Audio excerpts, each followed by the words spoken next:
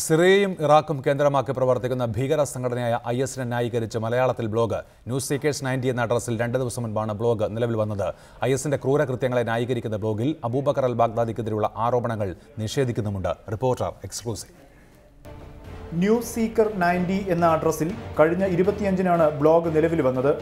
അൻസാറുൽ ഖിലാഫ എന്ന പേരിലുള്ള ബ്ലോഗിൽ IS American Israel ചാരസംഘടനകളായ CIA-യുടെയും മൊസാദിന്റെയും സൃഷ്ടിയാണെന്നുള്ള പ്രചാരണത്തെ തള്ളുന്നു. ശത്രുക്കൾക്കെതിരെ IS വിധി നടപ്പാക്കുകയാണ് ചെയ്യുന്നതെന്ന് കൊലപാതകങ്ങളെ ന്യായീകരിച്ചുകൊണ്ട് ബ്ലോഗ് വ്യക്തമാക്കുന്നു.